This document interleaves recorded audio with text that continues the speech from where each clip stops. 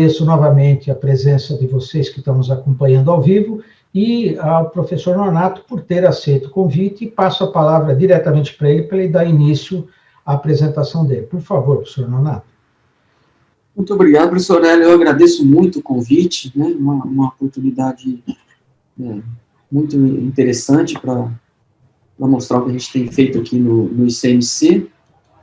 E vou começar, então, compartilhando minha tela. Então, o tema da minha apresentação de hoje, né, é o uso de ciência de dados no monitoramento urbano, né? E eu não posso deixar aqui de mostrar rapidamente o time que vem trabalhando comigo no desenvolvimento dessas ferramentas que eu vou mostrar para vocês e ajudando a fazer as análises que vão ser apresentadas, né? Então, tem um grupo de professores, de pós-docs e também de alunos de doutorado que tem colaborado de maneira muito importante, né, para atingir esses resultados, né? Em particular, vou agradecer ao professor Sérgio Adorno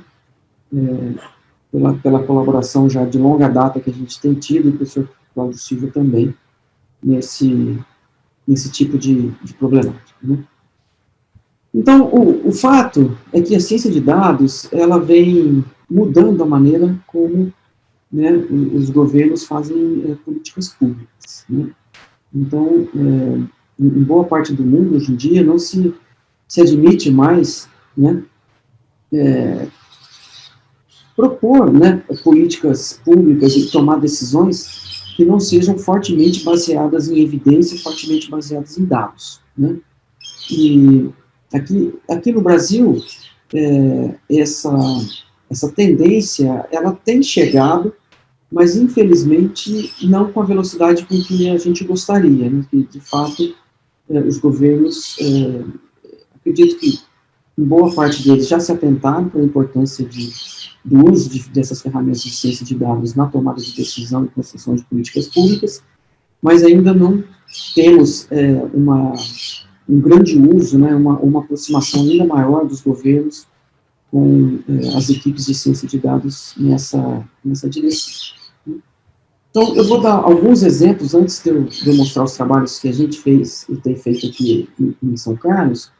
Eu vou mostrar alguns exemplos de projetos muito bem sucedidos, né, do uso de ciência de dados no auxílio de confecção de políticas públicas, e, em particular, vou falar desse projeto de inspeção de restaurantes na cidade de Chicago, né, e logo que eu cheguei eu passei uma temporada como professor visitante no Center for Data Science da New York University, e quando eu cheguei lá, eu tive a oportunidade de assistir uma palestra de uma das pessoas que estavam envolvidas nesse projeto, e fiquei muito encantado com ele, porque o problema era bastante simples, né? Então, o número de fiscais para fiscalizar a qualidade sanitária dos restaurantes era muito pequeno, né? Então, existia o problema que as equipes de fiscalização, elas demoravam em torno de 4 anos para voltar no mesmo restaurante de maneira, obviamente, programada, né?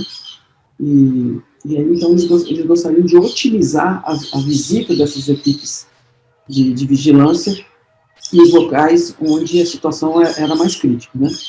Então, o governo, né, da cidade de Chicago, a prefeitura, contratou a universidade para ajudá-los, né, nessa tarefa, e eles bolaram uma metodologia muito simples, e simples do ponto de vista da ideia, né, não simples no desenvolvimento, mas simples da ideia, e que teve um impacto enorme na qualidade, na melhora da qualidade dos restaurantes, que foi o seguinte: eles pegaram nossas redes sociais de restaurantes, né, como Yelps, né, aqui tem o iFood e tudo mais, e começaram a olhar os comentários das pessoas a respeito dos restaurantes, né, e aplicaram técnicas, então, de processamento de linguagem natural para extrair, né, um sentimento dos usuários com relação à qualidade da sanitária dos restaurantes, né, e por isso eles conseguiam identificar quais eram os restaurantes que tinham comentários mais negativos, e então enviavam as equipes de de vigilância para esses locais, e rapidamente, quando esse projeto entrou, vamos dizer assim, em prática, a melhora na qualidade dos restaurantes foi muito rápida na cidade de Chicago. Então, esse foi um projeto muito bem sucedido, que usou ciência de dados para auxiliar os governos. Outro é a questão também na cidade de Chicago do patrulhamento, né? Eles tinham um problema muito grande da má conduta aí de policiais, né? E, então, eles, junto também com a universidade, eles desenvolveram um projeto onde eles analisavam a face dos policiais. Eles têm as câmeras, né, dentro dos veículos. Eles conseguiam analisar as faces dos policiais e, com isso, tentar identificar quando o policial estava entrando num processo de estresse, de cansaço muito grande, tudo. Então, o sistema automaticamente acusava a central, e a central, então, tirava aquele policial de circulação, colocava ele em algum outro tipo de processo de retreinamento e tudo mais, e isso teve um impacto enorme também no número de ocorrências de má conduta policial. Tem outros projetos que a gente pode falar no final, caso vocês tenham interesse, né? O projeto que chama Vision Zero da cidade de Nova York, para reduzir acidentes de trânsito, e em New Orleans, a questão de reduzir incêndios nas casas, distribuindo detectores de fumaça. Né? Então, esses são alguns exemplos aí pelo mundo. Né? E o que eu vou mostrar para vocês agora é um pouco do que a gente tem feito aqui do Brasil, não necessariamente no Brasil, mas do Brasil, no sentido de tentar usar a ciência de dados para auxiliar a confecção de políticas públicas. Né? Então, o primeiro exemplo que eu vou mostrar para vocês é o uso de informações de táxis na cidade de Nova York. Esse trabalho a gente fez quando eu estava lá, para tentar identificar eventos urbanos. Né? Vou mostrar um outro exemplo do uso de ciência de dados para entender a dinâmica no entorno das escolas e a relação dessa dinâmica com a qualidade do ensino. E, finalmente, vou falar um pouco da linha que a gente tem atuado mais recentemente, de maneira mais intensiva, né, que é o uso de técnicas de ciência de dados para analisar e identificar padrões de crime nas grandes cidades, principalmente no estado de São Paulo. Né? Bom, então, esse trabalho de usar dados de táxi para identificar eventos urbanos, ele foi desenvolvido quando eu estava como professor visitante, né, na Universidade de Nova York, e a ideia era o seguinte: o Departamento de Trânsito de Nova York liberou, né, as informações das corridas de táxi por um longo período de tempo. Então, nos últimos 10 anos, né, quando eles liberaram esses dados. E, basicamente, os dados continham o seguinte: a informação de onde o táxi pegou o passageiro, aonde ele deixou, quanto tempo ele demorou, quantos passageiros foram, quanto foi a gorjeta e tudo mais. Né? Então, essa era a base de dados que nós tínhamos, né? E, obviamente, o horário, né? O horário em que cada uma das corridas de táxi foram realizadas. Então, a gente pegou essa base e começamos a tentar usar essa base em dois objetivos principais, né?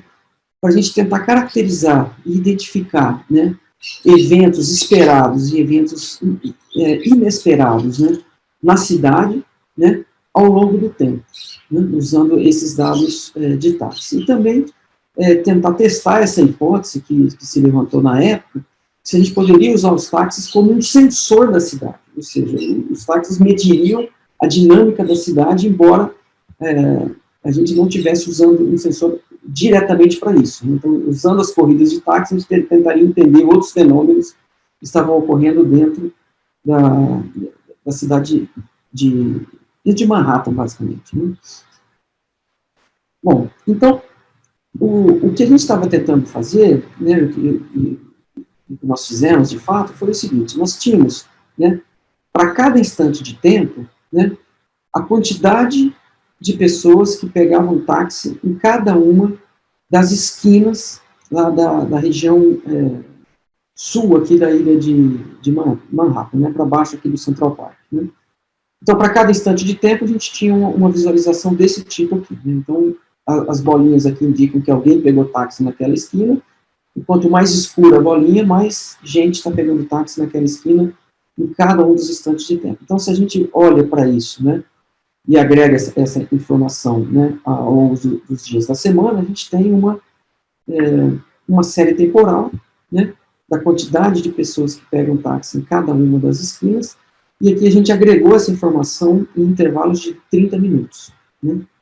Então, a cada meia hora a gente contava quantas pessoas pegaram táxi e fazia isso ao longo do tempo, durante, se eu não me engano, o mês de agosto inteiro do ano de 2016, se eu não me engano. A gente vai ver isso daqui a pouco. E o objetivo era dizer o seguinte, olha, eu quero, dentro dessa série temporal aqui, ó, conseguir identificar momentos em que o comportamento que eu estou observando, ele é um comportamento completamente esperado, ou seja, a quantidade de pessoas que estão pegando táxi é a que eu espero que esteja ocorrendo, mas também tentar identificar instantes de tempo onde a quantidade de pessoas que pegam táxi em um determinado local é inesperada, ou seja, não é o que a gente estava prevendo que fosse acontecer ali.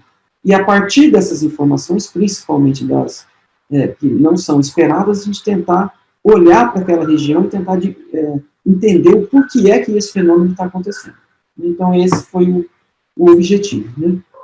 Então, aqui tem um exemplo, né, de um instante de tempo, onde o comportamento é completamente esperado, então tudo que está em azul são as regiões onde tem uma maior intensidade de pessoas pegando táxi, né, então, em um determinado dia da semana, né, no mês de agosto, né, 14 mês de agosto. Onde está em azul, são os comportamentos que são esperados, a cor, conforme ela vai mudando de azul para vermelho, significa que o comportamento está saindo um pouco do que a gente previa que deveria acontecer naquela região. Né? E tem aqui um exemplo muito interessante que nós notamos que nesta esquina aqui, né, nas 3 esquinas próximas a essa, né, o sistema detectou que durante todo o mês de agosto, né, nos finais de semana, sexta, sábado e domingo, ocorria um aumento muito grande de pessoas pegando táxi nesta esquina no meio da madrugada, né, entre 1h30 e 2 horas da manhã. Né? Então, esse era um comportamento não esperado, porque se a gente olhava a série histórica dessa esquina ao longo dos anos, isso não acontecia e no mês de agosto isso estava acontecendo. Então, o sistema automaticamente detectou que isso era um evento estranho, e, dentre outros que nós detectamos, mas esse ele é interessante, porque a gente não conseguia descobrir o porquê. Né? Então, a gente chegou a visitar o local, a gente olhava, não tinha nada ali, não tinha nenhuma casa de show visível, não tinha nenhum bar ou restaurante que pudesse indicar um aumento tão grande. Né? Então, você olha, em intervalos de meia hora, olha, 52 pessoas pegaram táxi nessa esquina. Né? Então, era muita gente.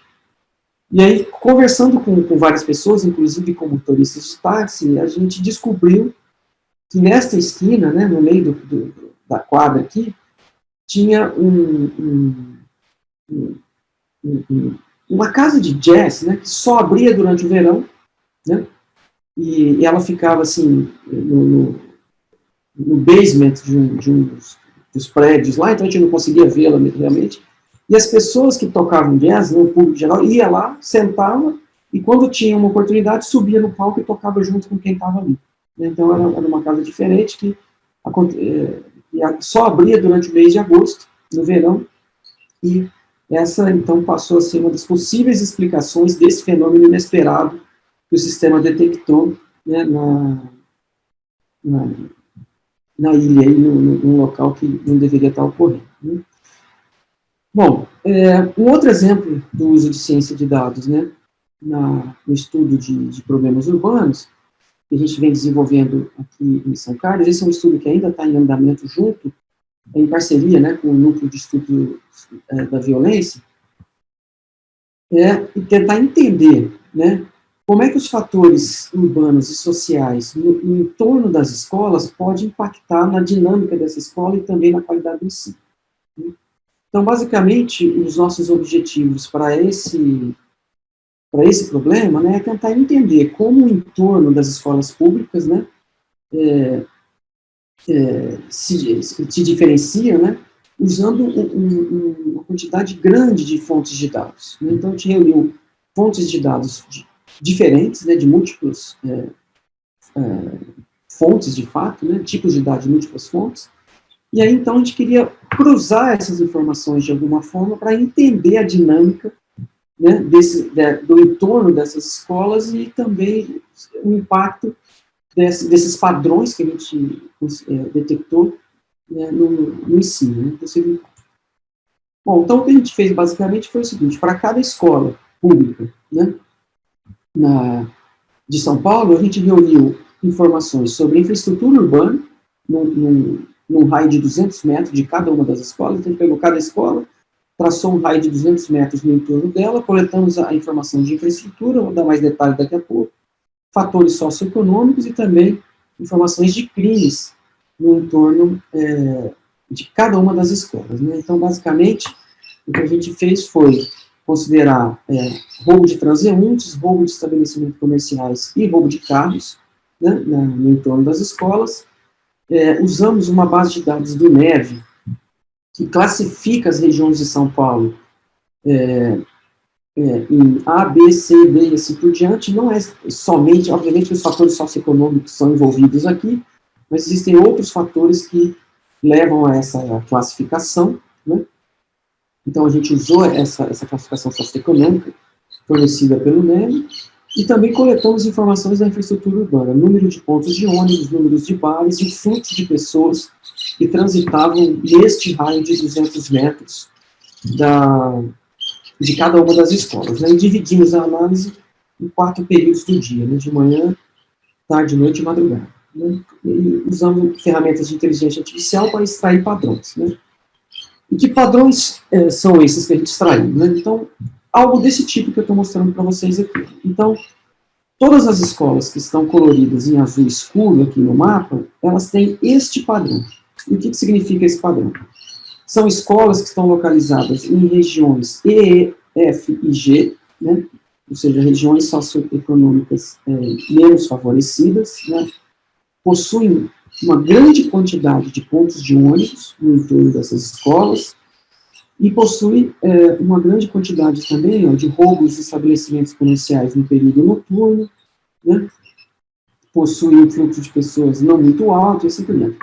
Então, este padrão aqui, todas as escolas, né, que possuíam esse mesmo tipo, são agrupadas, e a gente pode olhar no mapa o que é que está acontecendo. Então, a gente vê claramente que tem regiões em azul, né, a gente consegue ver mais ou menos uma distribuição desses padrões de escola. O que foi interessante que a gente conseguiu detectar com essa análise é o seguinte: fixando escolas públicas localizadas somente em regiões A e B, né, ou seja, regiões socioeconômicas mais favorecidas, né, a gente notou que as escolas dessas regiões mais favorecidas, que têm muito ponto de ônibus, elas também apresentam, né, uma quantidade de crimes grande no seu entorno. Então, quando a gente vê esse leque aberto na parte de baixo aqui, significa que os crimes são intensos, né, são volumosos no entorno dessas escolas. Né?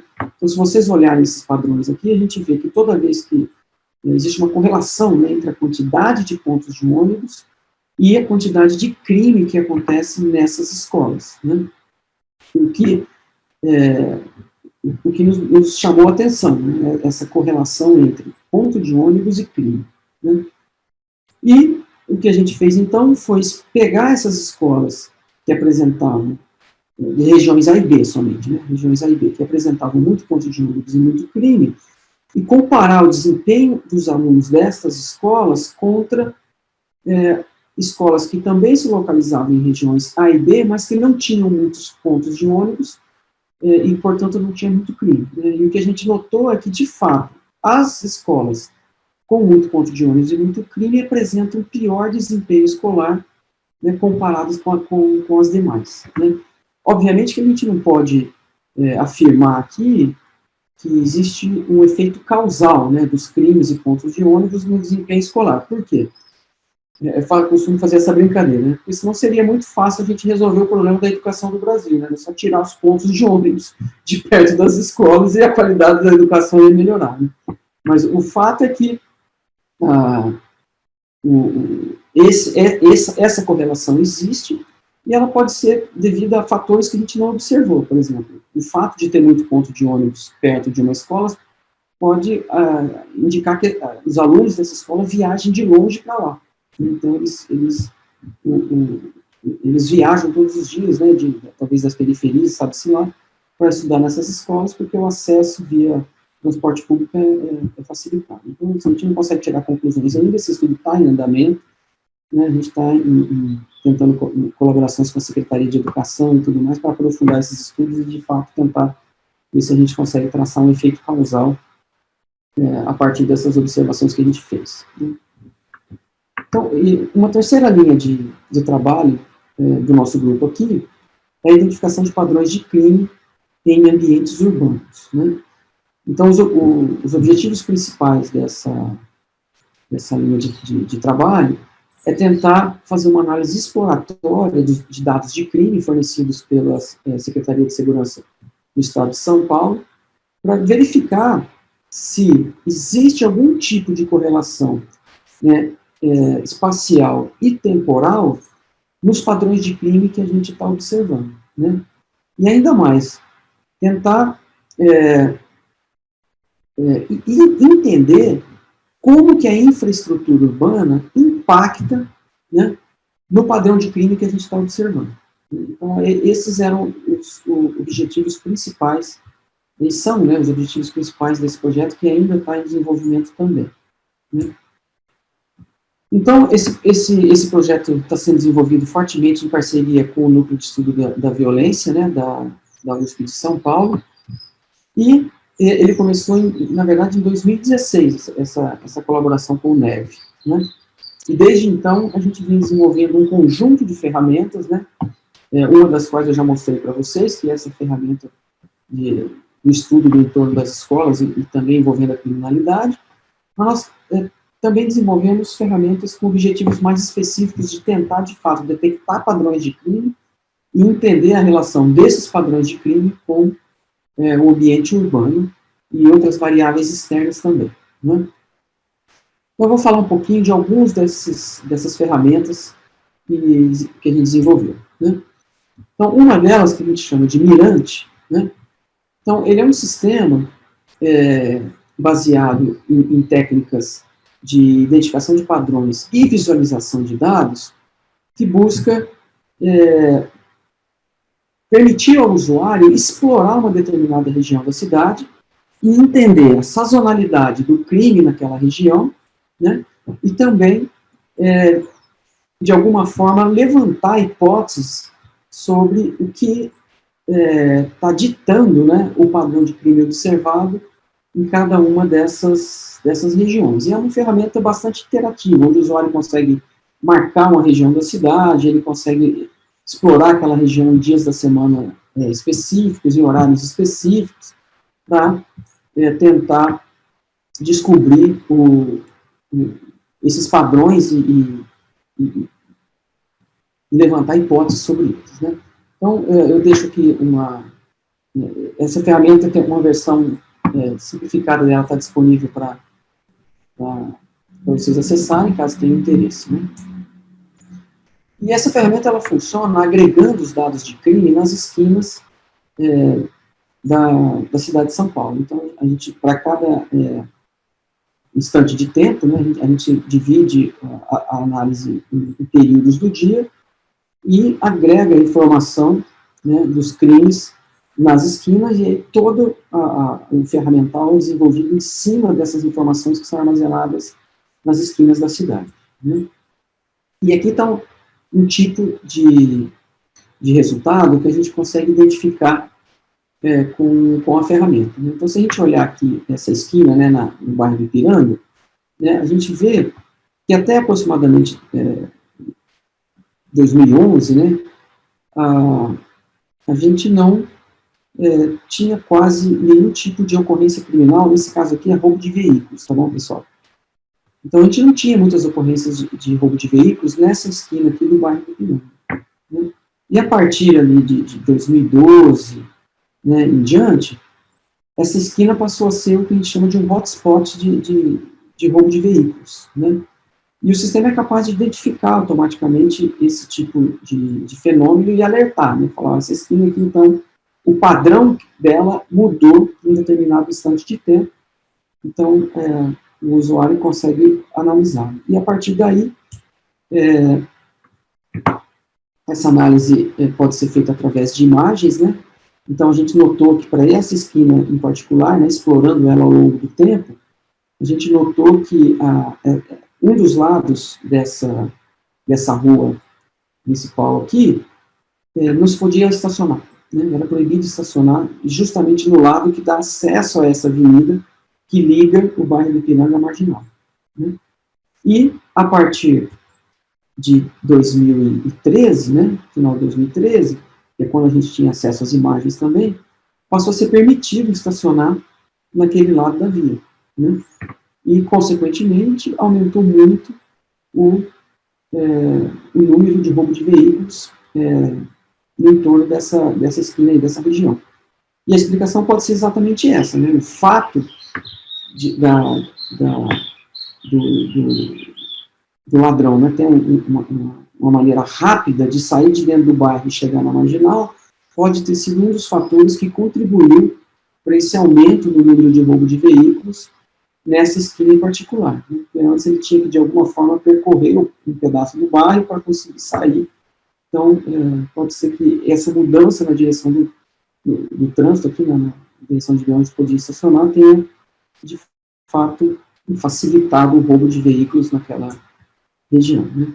Uma outra coisa que a gente também consegue fazer é identificar aí, então, padrões temporais de crimes, né? Então, vou passar mais rapidamente aqui, para não passar muitos 30 minutos, mas o que a gente faz é o seguinte: para cada esquina da cidade de São Paulo, a gente olha para a série temporal de crimes daquela esquina, né? Então, eu coloquei 3 exemplos aqui para vocês, e vocês veem que as séries temporais, elas são bastante distintas, né?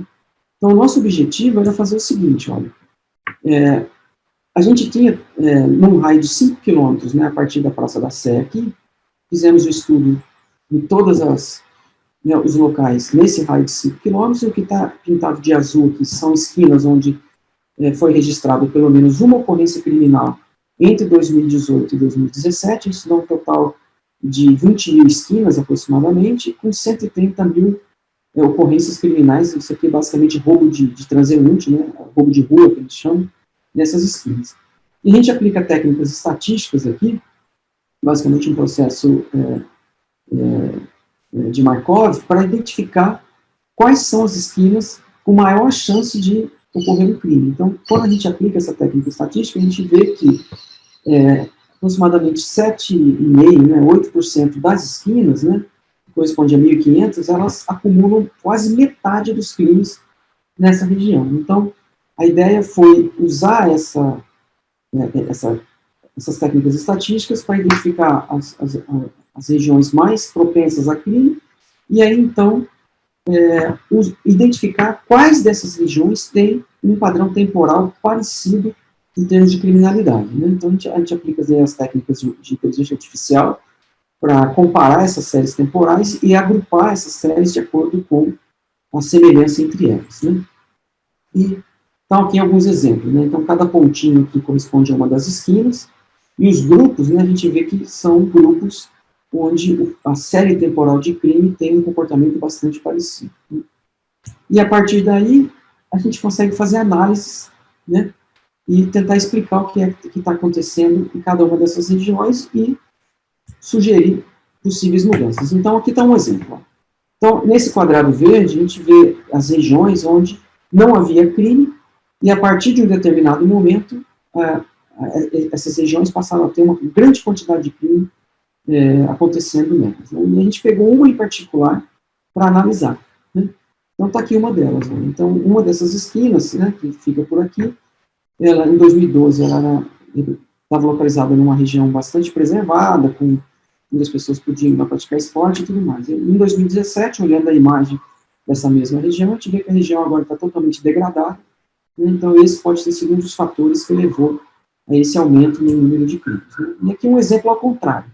Então aqui tem um grupo de locais onde havia muito crime e o crime desapareceu de repente, né?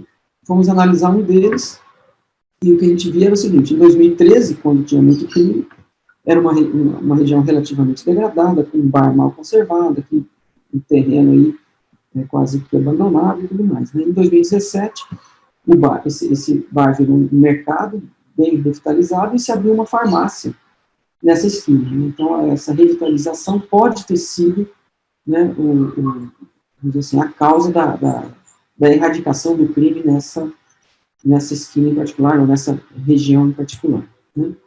Bom, o que a gente tem feito agora? A gente tem usado essas técnicas de identificação de padrões de crime para tentar entender como esses padrões se esparramam na cidade. Então, a gente vê que, por exemplo, roubo de rua, né, fica muito concentrado no centro da cidade e nas principais avenidas, né, Avenida Paulista, Cruzeiro do Sul e tudo mais, enquanto que roubo de estabelecimentos comerciais tem já um espalhamento bem maior na cidade como um todo, e roubo de veículos está muito mais concentrado nas periferias da cidade, né.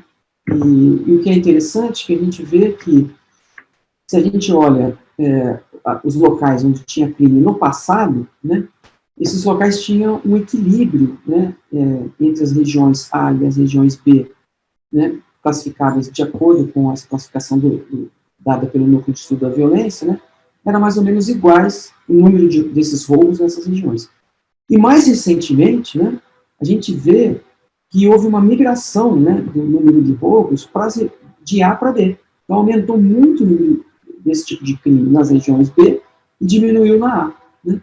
Isso pode ser por um conjunto de fatores, como um melhor patrulhamento em regiões mais favorecidas, né, ou até mesmo melhor iluminação e tudo mais. Mas os dados nos permitem, então, verificar que, de fato, houve um aumento bastante significativo desse tipo de crime nas regiões B e uma melhora significativa nas regiões classificadas como A, né?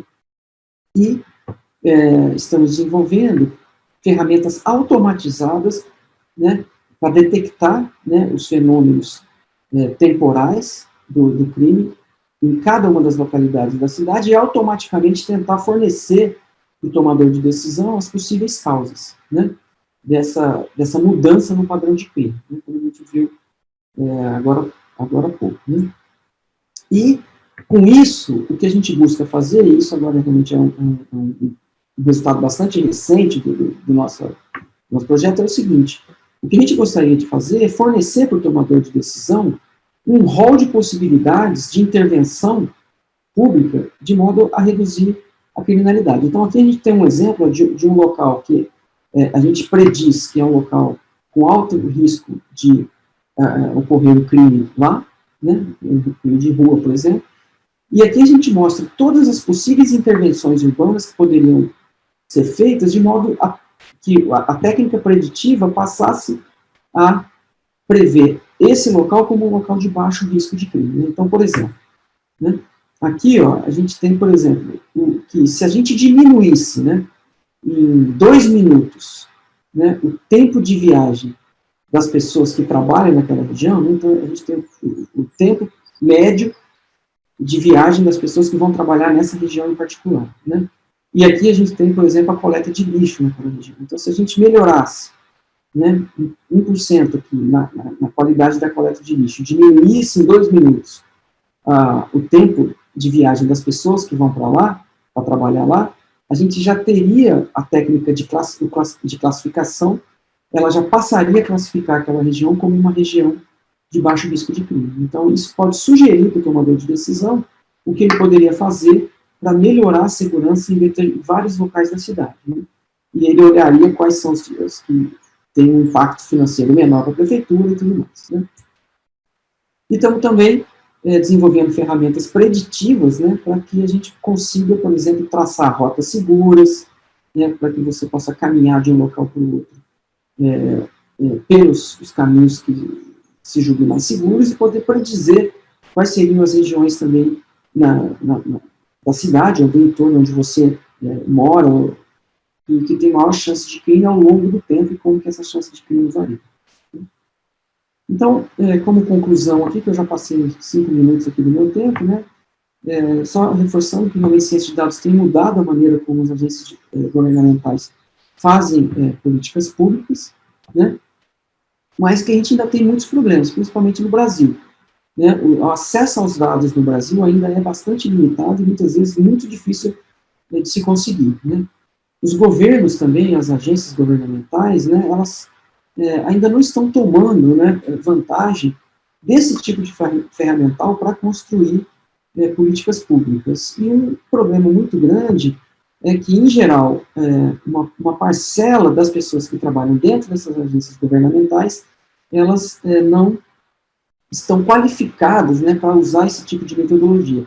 Então, uma parceria de governos com universidades e iniciativa privada poderia ser algo muito interessante nessa direção. Né? E só para concluir, eu queria falar um pouquinho do ICMC, para as pessoas que talvez não conheçam, né? O ICMC, que é o Instituto de Ciências, Matemática e Computação, ele tem se posicionado no cenário nacional como um dos principais polos de ciência de dados, não só do Brasil, mas da América Latina como um todo. Né? Então, a gente vai ter, a partir do ano que vem, o primeiro curso de bacharelado em ciência de dados de universidades públicas do Brasil, e eu acredito que até mesmo da América Latina. Né? A gente tem um mestrado profissional, né, com ênfase em ciência de dados. A gente tem um MBA em ciência de dados, porque a segunda turma está com inscrições abertas, deve começar em fevereiro do ano que vem. Né? Tem sido realmente um programa de grande sucesso aqui do ICMC, o MBA em ciência de dados. E também temos oferecido cursos de aperfeiçoamento e treinamento, tanto para empresas como para governos. Desculpa, eu esqueci de colocar os governos aqui, de modo a tentar melhorar a qualificação das pessoas que atuam, né, dos colaboradores das empresas e do governo, para que possam começar a fazer uso desse tipo de ferramenta que eu mostrei para vocês, na melhoria, né, dessas empresas e competitividade delas e do governo. Né? Então é isso, Hélio. Muito obrigado. Né?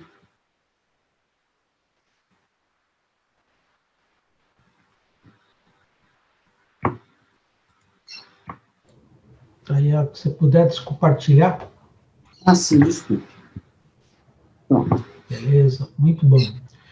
Bom, tem já até algumas intervenções aqui. Eu vou começar com o Anderson Cunha, que está nos acompanhando. Ele pergunta o seguinte: esses dados que você utilizou nesse trabalho, são dados abertos ou você teve que, de alguma forma, entrar com pedido para ter acesso a eles?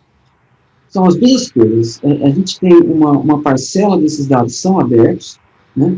Como, por exemplo, roubo de veículos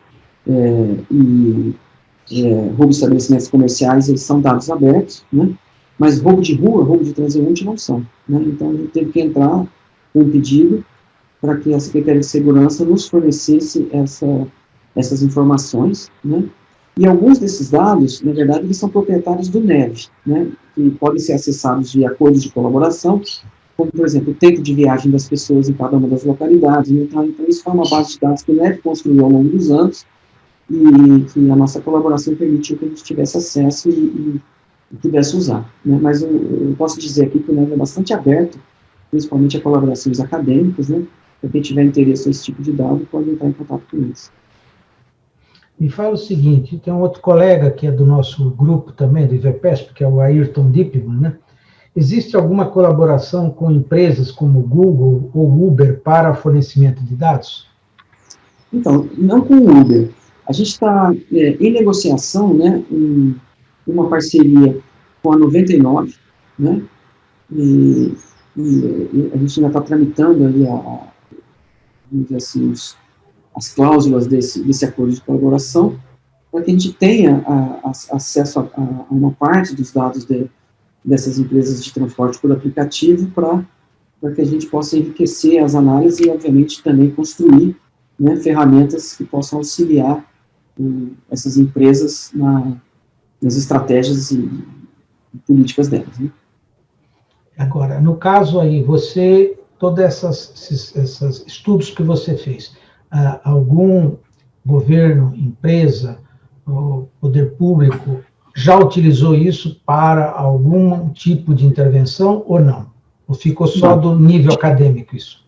Não está só no nível acadêmico, sabe, porque a gente já tem acordos de colaboração formais, por exemplo, com a Secretaria de Segurança da cidade de São Carlos, né?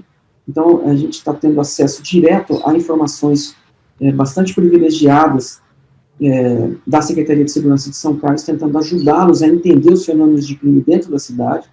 Eles, obviamente, ainda não traçaram nenhuma política pública com base nesses resultados, mas eles já estão, vamos dizer assim, surpresos com o tipo de fenômenos e os padrões que nós temos identificados, e até então eles não tinham se atentado para, né?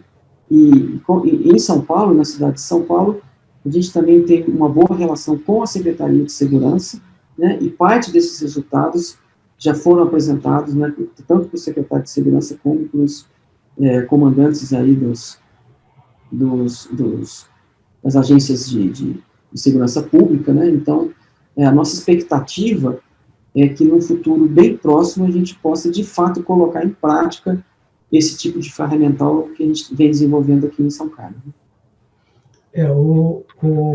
A questão também é o seguinte, toda essa análise que você fez, será que você poderia falar um pouquinho que ferramenta, que software vocês têm usado para analisar? Porque, assim, eu entendo que você tem, em geral, uma grande base de dados brutos, né?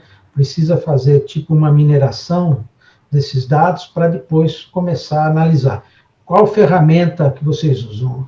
Eu, recentemente, fiz um outro webinar com um colega, que é, inclusive, da USP, da Mauá, eu até te passei o link, né? E ele me comentou que os computadores que a gente tem aqui no Brasil, eles, em geral, não têm poder de computação suficiente para analisar, e que isso, em geral, você usa ferramentas, inclusive do próprio Google, para fazer essa análise. Vocês usam essa estratégia também?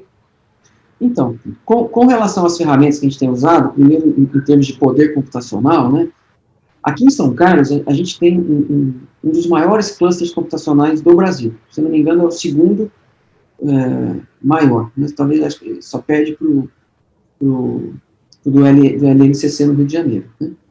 E isso dá uma certa vantagem para a gente em termos de poder computacional, né? Porque a gente tem esse cluster disponível, né? E a gente tem usado ele de maneira bastante maciça para realizar essas análises, né? Então, embora em algumas situações a gente também já alugou máquinas do Google, não vou dizer que não, porque já fizemos isso também. Em algumas situações a gente precisava de um poder de fogo muito grande, e aí então alugamos máquinas do Google para poder nos auxiliar. Mas isso foi mais pontualmente. Com relação às técnicas computacionais e matemáticas que a gente usa, então elas, assim, basicamente, de forma super resumida, são métodos de inteligência artificial, né, combinado com técnicas estatísticas, né? Então, esse tipo de combinação que a gente tem feito. Então, as técnicas de inteligência artificial, elas têm auxiliado muito na identificação dos padrões e na predição dos fenômenos, né? E as técnicas estatísticas também têm nos auxiliado muito na identificação, né, de locais mais prováveis de crime, e também nos ajudado muito na análise dos resultados, né? Então, a gente tem uma das linhas fortes que a gente tem começado a seguir agora, é tentar usar a teoria de causalidade para, de fato, ter garantias dessas hipóteses que a gente está levantando são verdadeiras ou não, né? Porque o que a gente consegue observar até o momento são correlações, né? Então, mas não, os efeitos causais, eles não estão demonstrados, né? Então, um dos caminhos que a gente tem seguido é, de fato, tentando usar técnicas de causalidade para dar explicações mais, vamos dizer assim, confiáveis, né, a respeito dos fenômenos que a gente tem observado. Não sei se eu respondi exatamente a sua pergunta. Isso aí não tem uma ideia. Tem um outro colega, que o próprio Anderson Cunha também, de novo, você falou de cruzamento de dados envolvidos. Foi utilizado alguma base diferente de relacional para esse cruzamento? Foi utilizado grafo, documento colunar ou coisa? Obrigado. Na verdade, o cruzamento dos dados que a gente fez foi manualmente mesmo, né? Então, o que a gente faz é o seguinte: a gente já referencia tudo de alguma forma, né? Então, aí é que está o trabalho mais difícil. A gente pega as múltiplas fontes de dados e a gente tem que já referenciar tudo. Uma vez que a gente tem toda a informação georreferenciada, aí então a gente faz o cruzamento com base no georreferenciamento. É isso que a gente tem feito, né? Então, o exemplo da escola, ele é bem típico, né? Então, a gente tem os crimes, né? A gente tem os estabelecimentos comerciais, onde a gente não tem o georreferenciamento, mas a gente tem o endereço. Então, a gente aplica essas técnicas para gerar latitude e longitude, né? E fluxo de pessoas, a mesma coisa, a gente não tem georreferenciamento, então a gente precisa, de alguma forma, desenvolver uma metodologia para dar o georreferenciamento, para que a gente possa, uma vez que esteja tudo no mesmo espaço, aí então a gente consegue cruzar as informações de uma maneira mais imediata, né? Mas o trabalho duro, realmente, o Anderson tem razão. O trabalho duro está, de fato, em construir o grafo, né? E a gente usa fortemente o mapa de ruas da cidade como sendo o grafo, né, que fica por trás, e a gente agrega todas essas informações nos nós do grafo, né, usando já referenciamento. Esse é o caminho que a gente segue aqui. Aqui a Juliana pergunta o seguinte: as análises foram feitas em R, Python ou alguma outra linguagem? A gente usa basicamente Python para construir, vamos dizer assim, a parte mais grossa do código. Às vezes, para ter um desempenho computacional melhor, a gente escreve códigos em C também, né, quando fica muito crítico o tempo de processamento e tudo. A gente acaba desenvolvendo pedaços dos softwares em C. E nas visualizações, basicamente, o que a gente usa é JavaScript, né, com essas bibliotecas gráficas como o D3 e WebGL, esse tipo de coisa, né? Então, é uma combinação de Python, vamos dizer assim, o grosso é Python com JavaScript, né? E essas são as duas ferramentas principais. Me fala também o seguinte: vocês têm em planejamento alguma experiência exatamente na área da educação? Educação, vamos dizer assim, seja superior, seja educação básica, de aplicar um pouco tudo isso que vocês fizeram para fazer algum diagnóstico? Então, esse trabalho que a gente fez da análise do entorno das escolas, ele levantou um conjunto de hipóteses, né? Então, nós apresentamos alguns desses resultados para a Secretaria de Segurança aqui da cidade de São Carlos, né? E estamos tentando levar isso também para a Secretaria de Segurança, Secretaria de Educação, desculpa, de São Paulo. E o que a gente gostaria de fazer é o seguinte: se a gente tivesse dados de dentro da escola, né? Aí, então, a gente poderia fazer exatamente a mesma coisa que a gente está fazendo para o ambiente urbano, para dentro das escolas. Identificar os padrões, né? E, a partir desses padrões, poder traçar, né, políticas de melhoria do ensino. Então, a gente poderia, por exemplo, identificar as escolas que têm um desempenho escolar melhor e dizer o porquê é que elas têm, né? Qual é o padrão dessas escolas que têm um bom desempenho, e não precisa ser um só, né? Pode ser que as escolas tenham desempenhos bons, usando estratégias diferentes, né? Então, as variáveis envolvidas podem ser bastante distintas, né? E ainda assim você ter sucesso e aí talvez conseguir propor, né, cenários para cada uma das escolas para que os dirigentes pudessem tomar decisões e realizar as mudanças, né? Então, a gente já pensou, não só já pensamos nisso, como estamos tentando fazer isso, né? Mas o acesso a dados das escolas é muito crítico e muito difícil, né? Porque, veja, você tem informações dos alunos, né, das famílias dos alunos, dos professores, né, e então são dados pessoais muito complicados, e precisaria de alguém dentro da Secretaria de Educação anonimizar esses dados para a gente, ou traçar uma parceria de modo que a gente pudesse anonimizar. Então, esse é um problema difícil, né, obviamente não impossível, mas que se a gente conseguisse trazer realmente os atores do governo junto, né, para a gente encontrar uma solução para esse problema do acesso à informação, isso seria muito enriquecedor, né? O entrave para essa análise, nesse momento, é de fato o acesso a esse dado escolar, que é um dado muito crítico, e as pessoas têm muito medo, né, ainda mais com a nova lei aí, a LGPD, de criar situações complicadas e tudo mais. Então, a gente está se deparando com isso, mas é uma barreira que a gente precisa quebrar para poder avançar nessa direção. A Maria Fernanda Moreira disse assim: vocês trabalham com dados em relação de intersecção? Poderia falar um pouco sobre os tipos de relação que não só causais? eu não sei se eu entendi bem a pergunta dela, sabe, mas o que a gente faz, tentando responder, né, além de tentar entender esses efeitos causais, né, as relações que a gente tenta tirar dos dados, né, vão muito naquele sentido do processo de otimização que a gente usa para propor cenários, né, de ação. Então, o que a gente faz a gente tem os dados, a gente precisa integrar esses dados de alguma forma. Uma vez que esses dados estejam integrados, a gente extrai os padrões, e aí liga esses padrões com algum tipo de predição ou com alguma outra variável externa, né? Então, esse é o tipo de coisa que a gente tem feito. E, a partir daí, a gente tenta estudar como é que eu posso modificar os dados, né, de alguma forma, para mudar essa variável que eu estou observando, né? Então, essa é uma das principais linhas de trabalho nossa, né? Se você pensar, tem um conjunto de variáveis que são independentes, entre aspas, né, e uma variável dependente. Eu sei que ela é afetada por essas demais. Então, como é que eu posso modificar as variáveis dependentes de forma a ter o resultado que eu quero? Nessa direção. Eu não sei se eu respondi a pergunta. O que ela fala é o seguinte, ela fala assim, eu pergunto isso porque acredito que a causa, embora seja o alvo da questão, passa por diversos processos de análise antes de chegar às possíveis respostas finais. Não resta dúvida, você entendeu a causa do problema, um processo complicadíssimo, né? E para você entender a causa, muitas vezes a gente tem que levantar dados que até então a gente não tinha nem sequer imaginado que seriam relevantes para aquele tipo de problema. Ela tem toda a razão nesse sentido, né?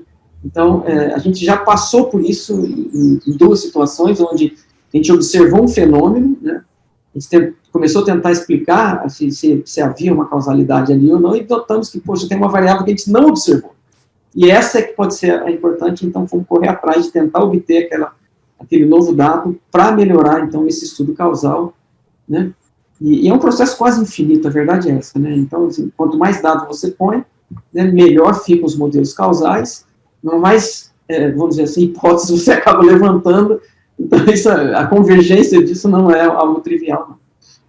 Então, deixa eu também aproveitar agora esse final nosso aqui, você que é um dos grandes aí expoentes da ciência de dados no Brasil, inclusive a própria instituição na qual você está atualmente atuando, qual que é a perspectiva desse ramo, ciência de dados? Aí deve ter muita gente jovem, pessoas que estão se formando. Como é que você vê a área de ciência de dados para o futuro, para o jovem, para as pessoas que queiram eventualmente aí ter um futuro? O futuro é brilhante ou não? Então, tem 3 aspectos aqui, que essa pergunta é muito interessante, obrigado por ter feito.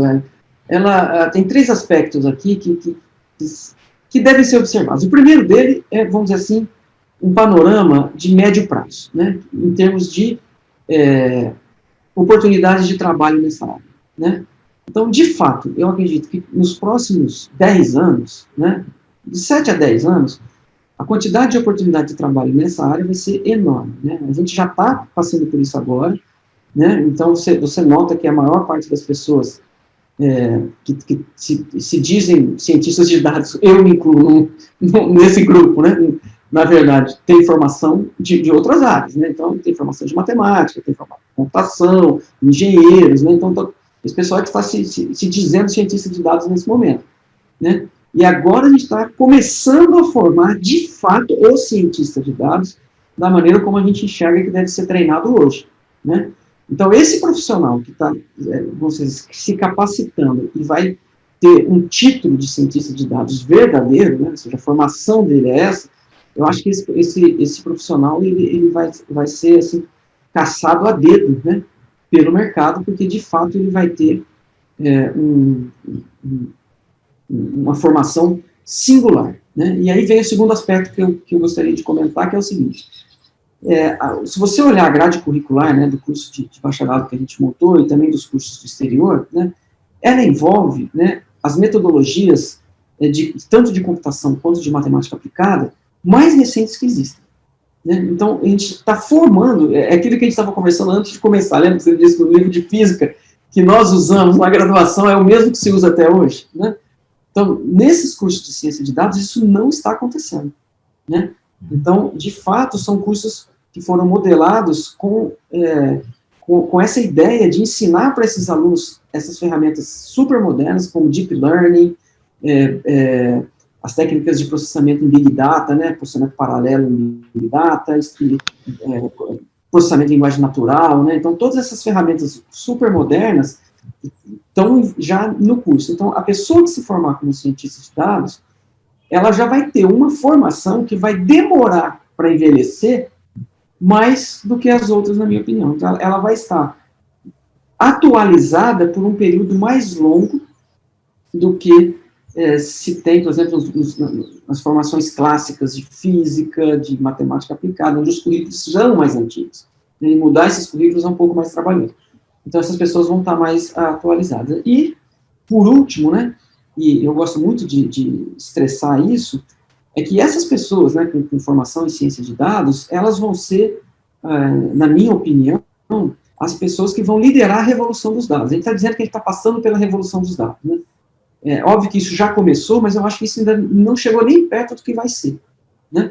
Quando realmente o acesso às informações for mais facilitado, principalmente para a gente aqui na América Latina, né? E esses profissionais, eles vão enxergar tantas oportunidades de negócio que eles vão se tornar grandes empresários, na minha opinião, né? Porque eles vão enxergar como é que eles podem aplicar o conhecimento deles na construção de novas, vamos dizer assim, empresas, novos produtos, novos mercados, maneiras de comunicação, de transação e tudo isso. Então, eu vejo essa área, né, e esses profissionais que estão entrando nela, como sendo pessoas que vão estar extremamente ativas e vão ter um impacto muito grande na sociedade por um período de médio a longo prazo, sem dúvida nenhuma. Bom, essa aqui é a última pergunta. No caso, está agora para entrar no Brasil, provavelmente no meio do ano, acho que já até tem alguns locais que já têm usado a tecnologia 5G. Então, uma das questões também é que a internet, naturalmente, aqui a gente existe, ela interconecta pessoas e a 5G deve interconectar objetos, né? A ciência de dados aplicada dentro da tecnologia 5G, que deve ter, como é que você vê essa questão? O que vamos dizer, de revolução pode acontecer nessa questão aí, da gente ter o 5G? Esse é um ponto importantíssimo, né? Então, a gente está com uma expectativa enorme. A gente submeteu, numa das chamadas da FAPESP, né, um projeto muito grande sobre cidades inteligentes, né, e crimes, né, e segurança pública. Né, assim. Cidades inteligentes e segurança pública. Porque o que a gente quer tentar fazer é usar essa tecnologia, né, de sensoriamento que vai ser sustentada pelo 5G, né, para que a gente consiga gerar informações que até então nunca puderam ser coletadas, né? Existem estudos empíricos, né, pelo mundo, por exemplo, que diz o seguinte: olha, quando você aumenta o CO2, né, numa cidade, você aumenta a violência doméstica. Né? E são estudos empíricos, né, tem correlações com relação a isso. Mas, por exemplo, nunca se fez um estudo vamos dizer assim, da violência, né, e da criminalidade relacionado, por exemplo, com a parte de luz infravermelha, né, da qualidade da água, né, da questão do tempo de deslocamento das pessoas, né, e com o advento aí do 5G e da internet das coisas, a gente vai poder medir tudo isso. Então, a gente vai passar realmente a construir esses dados que hoje são difíceis de obter, né, e eu acredito fortemente que a informação que nós vamos poder tirar desses dados, eu estou dando um exemplo da segurança, mas eles vão impactar em tudo, né, não é só na segurança, vão impactar num monte de coisa, né. Então, imagina que você vai conseguir, por exemplo, hoje em dia o Google, quando você vai traçar o caminho ali de carro da sua casa, ele olha basicamente o trânsito, né? Mas você tendo todas essas informações, você poderia traçar uma rota completamente diferente da sua casa para o seu trabalho, que você chegasse lá mais descansado, né? Né, tivesse um impacto menor de radiação, sei lá, tem muitas coisas que vão acontecer ainda, e eu vejo assim que é muito difícil da gente conseguir vamos dizer assim, prever e dizer o que é que vai acontecer. Mas uma coisa é certa, vai acontecer e vai revolucionar de maneira importantíssima, né? Como nunca antes. E aí, de novo, essa história da revolução dos dados e das oportunidades que ela, de negócio que ela vai trazer. Bom, deixa eu fazer a última pergunta aqui do Carlos Silva, diz assim, qual o tempo necessário para formar um profissional de ciência de dados? Com esse curso MBA da USP São Carlos, é possível entrar no mercado ou não? A resposta para ele é sim, né? Porque esse curso do MBA que a gente está fazendo aqui na USP, né, ele é um curso técnico, né? Então, é um curso onde, de fato, a gente ensina as técnicas de verdade, né? Então, tem todas as aulas teóricas, as aulas de laboratório, as monitorias. Então, durante a semana, os alunos precisam fazer os trabalhos com a ajuda dos tutores, tem prova no final, né? Então, realmente é um curso MBA para treinar a pessoa para que ela possa, no final desse curso, ter condições de entrar no mercado de trabalho, sim. Então, a resposta é sim. E esse é o grande diferencial do nosso MBA com relação aos outros que estão aí, na minha opinião, né? É realmente um MBA técnico, é para preparar as pessoas para serem cientistas de dados, atuantes e capazes de resolver problemas. Inclusive, tem um TCC também envolvido no final. Né? Tem um TCC no final, ele precisa resolver um problema de verdade no final. Isso aí. Beleza, eu acho que foi muito bom, Nonato, te agradeço bastante aí aqui eu vou, todas as sugestões, perguntas que eu não pude fazer, eu vou estar depois copiando todas elas, eu vou te mandar também, e dizer que realmente acho que foi bem ilustrativo, eu acho que a gente vê que, como você comentou, né, esse é o futuro, né, a gente espera que realmente todas as nossas ações, na medida do possível, sejam feitas exatamente baseadas em dados, em evidências, né, e não eu acho, né, que é o que aparentemente hoje está, vamos dizer assim, guiando os nossos governantes, né, a grande maioria, pelo menos, né. Existem algumas exceções, mas acho que são poucas ainda. E eu acho que aí, com essas ferramentas, com toda essa questão que vocês estão fazendo, e outros também, né, com certeza vai poder, talvez, fazer o nosso país e o mundo melhor também, né, desde que a gente utilize esse tipo de estratégia aí para poder decidir o que fazer. Então, eu queria, mais uma vez, te agradecer também todos que estão nos acompanhando aí no YouTube, e passo a palavra para você, para as tuas considerações finais, para a gente encerrar esse excelente webinar. Tá bom, agradeço imensamente a oportunidade, foi um grande prazer estar aqui com vocês, espero que a gente tenha, principalmente para o público que não está tão familiarizado assim sobre o que é ciência de dados, para que ele tenha conseguido passar um pouquinho desse sabor aí para as pessoas, e para que elas possam reconhecer a importância disso, né, para encorajar os governantes aí, principalmente agora nessa época de eleição que a gente está, encorajar governantes que tenham essa visão, né, do uso de políticas públicas baseadas em evidências, e também na capacidade que as pessoas vão ter de construir seus próprios negócios e terem suas próprias ideias no futuro bem próximo. Então, acho que é isso. Obrigado, novamente. Obrigado. Então, pessoal todo, queria, nesse final, desejar um bom final de noite para todos, né? Agradecer mais uma vez e dizer que na terça-feira que vem a gente volta, a gente tem feito isso toda terça e quinta, inclusive tem 2 colegas aí do teu instituto, que é a atual diretora, e o Losada também, que eu acho que inclusive é o coordenador-geral desse MBA aí, também ele foi convidado e vai palestrar na semana que vem também. Então, esse tema ainda vai estar novamente voltando sob diferentes ângulos aí, né? Inclusive a atual diretora, que usa, inclusive, a parte das imagens, né? A questão da visualização. Então, tem muita coisa interessante ainda aí para vocês que estão nos acompanhando. Então, eu convido vocês nas próximas semanas aí, a gente vai ter mais novidade diretamente aí desse centro em que o professor Ronaldo trabalha. Então, um abraço a todos, boa noite e até a próxima. Obrigado a todos e até a próxima. Um abração. Muito obrigado.